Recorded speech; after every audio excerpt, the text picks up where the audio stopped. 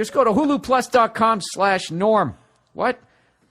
I'm trying to speed up through this. Right now, sign up for huluplus.com. Norm Macdonald's podcast copy? /norm. /norm? You don't get any money from Norm. This isn't supposed to be. It's supposed to be /bill.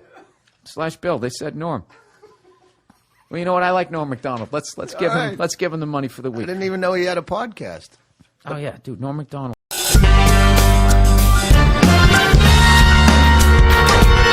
Hey, welcome to the show. This is a podcast, but it's on the TV also. And I'm here with my trusty sidekick, Adam Egas. That's right. How are you, Norm? Good. How are you, Adam? Fine. Just excellent. Fine. Yeah. Did you see him on Conan telling that moth joke? No. Yeah, you got to see it. No, I haven't. A moth goes into a podiatrist's office. A moth goes into a podiatrist's office, right? You are correct. Dude, you know how many comics out there don't give a fuck, but kind of still do? You have to kind of still do to eat.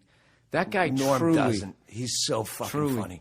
One of my best opening monologue jokes ever. Did you ever see? Remember that whole thing when he was doing Weekend Update and they told him to make it funnier. So he didn't. He just was more Norm the next week. So eventually, of course, he gets fired. So then he goes off into the Hollywood world. He's got a TV show or a hit movie or some shit. So now they bring him back to guest host on SNL. And I'm going to butcher this, but he kind of came out. He's like, yeah, so, people know I got fired from this show. So now they got me back hosting, which means either I got a lot funnier or this show sucks. That's what he opened up with. And I know that wasn't approved. Sorry for the bad Norm. I'll have Jay Moore on to make up for it. That was a great Norm. I haven't gotten funnier. The show has gotten really bad.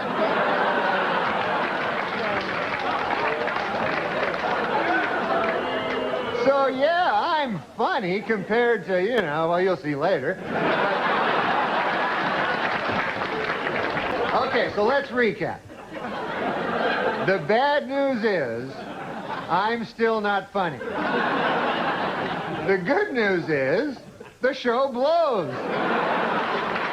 Norm, listening to Norm on Stern or anything, any podcast, listening to, I don't know if you remember when Charles Grodin would do Letterman, and just knowing he's going on there, that it was always a fucking great show. Oh, yeah, and people didn't get that he was fucking around. Yeah.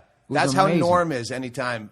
If Norm's the guest, I'm fucking listening. I was at a party with a friend and I noticed you first. And you returned my gaze, knew how to quench my thirst. You took me to that room like a dream come true. The dance you performed was just for me and you.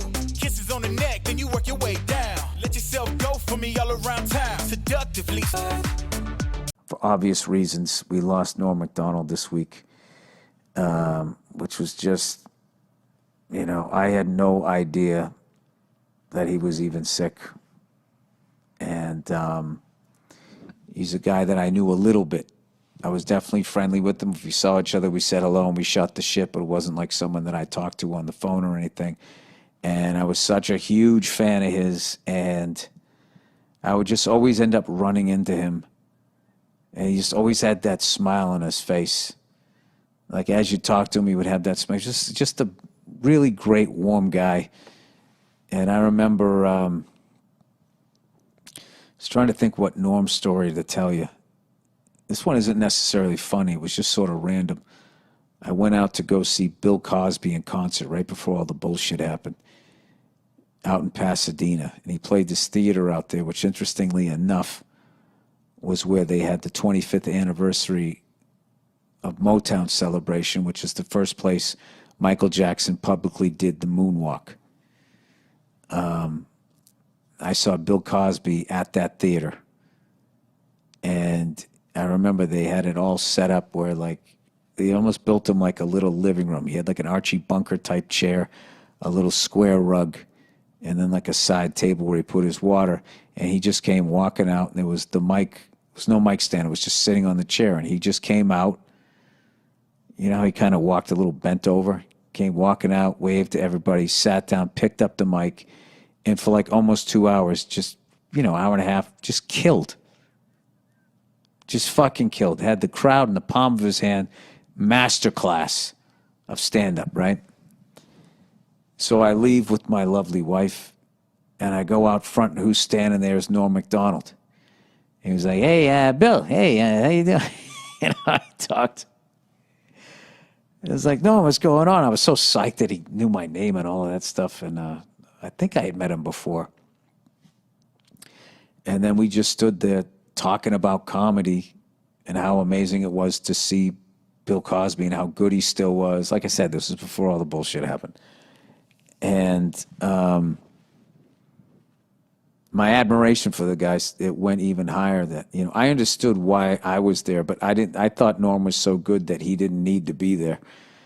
And he was still there, still trying to learn and everything. And I was thinking, like, wow, this is why this guy is so fucking amazing. And, you know, he's just was somebody that you couldn't just watch one video of him.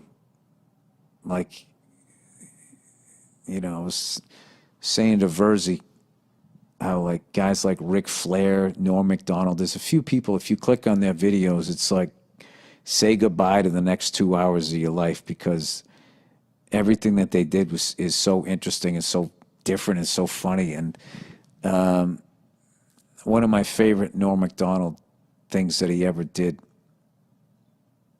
you know, because so many people like pretend that they don't give a fuck, you know, both in my business and in other businesses. You got I don't give a fuck. Hey, you know me, I don't give a fuck. You know, those people that advertise them. Like, that guy clearly, in the best way, didn't give a fuck. He really cared about people and stuff, but like he did what he wanted to do. And when he was on SNL, how big a gig that was, because there was so few channels, the internet hadn't blown up yet. And even with basic cable and everything, I mean, it was still, if you were on Saturday Night Live and you were doing Weekend Update, it was one of the most coveted gigs a comedian could have. And you were part of this lineage of, you know, at that point it was, you know, Chevy Chase, Jane Curtin, right on through to Dennis Miller's reign when he did it. And, you know, did Colin Quinn come after? I think Colin came after, but it was always just like the best of the best comics that they had doing it, and continued on with Tina Fey and all of them. And no one's walking away from that job. And if some suit at NBC tells you they don't like the jokes you're doing and be funnier, you know, you're shaking in your, I'd be like, oh, fuck, you know, I'm going to lose this big gig. I don't want to get fired. I don't want to piss these people off or whatever. I guess he was doing all those OJ jokes, and somebody, I forget how the story went. There was somebody there that knew OJ or something and was telling Norm to back off and move on to something else.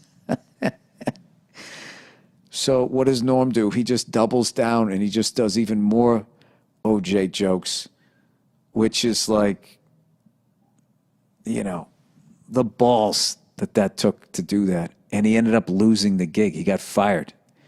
And people loved him and he was fucking hilarious, but he, you know, he didn't back down to the big fucking guy over there, and he ended up losing the gig. So, you know, as luck would have it, I think it was Dirty Work, came out like a year and a half later or so. So he has to promote it, and he's on the press thing. So Lauren has him back and has him host the show. And I remember he went out there, and his opening joke, he just comes out. And he was just like, something like this. Yeah, it's good to be back. You know, I actually got fired from this show about a year and a half ago because they said I wasn't funny. And now here I am. I'm hosting the show. So that means one of two things. Either I got a lot funnier or this show sucks. And then he had that big shit-eating grin on his face, and he started laughing. And then he proceeded to do a bunch of OJ jokes. Then it occurred to me, I haven't gotten funnier. The show has gotten really bad.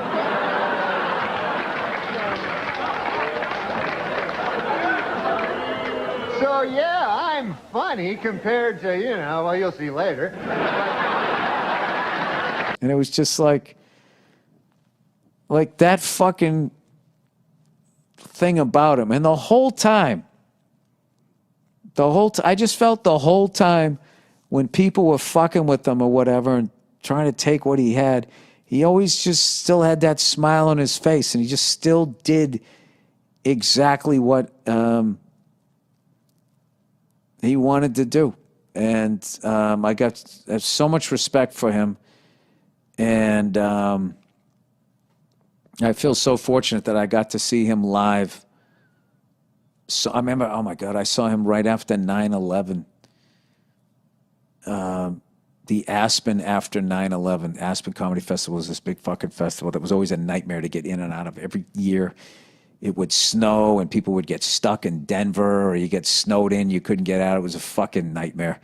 And then as a comedian, you had to perform. It was like a mile higher than fucking Denver, and no one could breathe, and you're performing in front of all these super fucking rich people in front of industry, and you just go up and you would eat your fucking balls, and you're like, why did I come out here?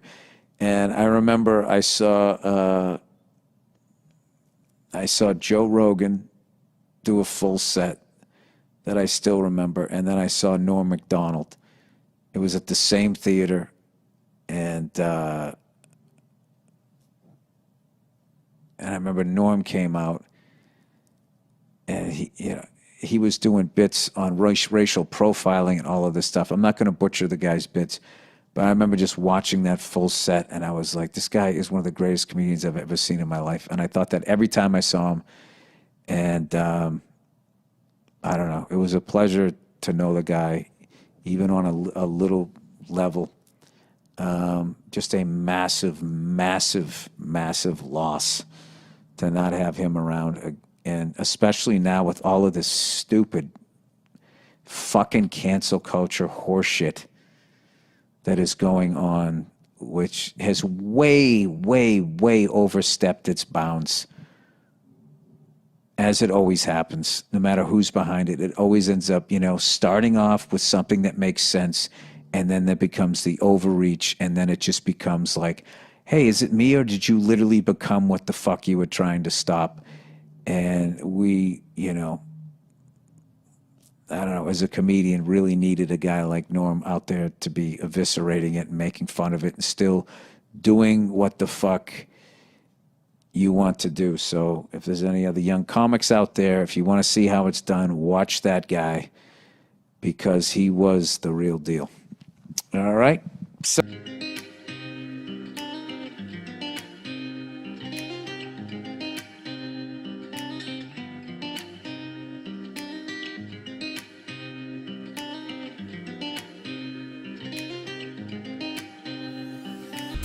once again, rest in peace to the great Norm Macdonald.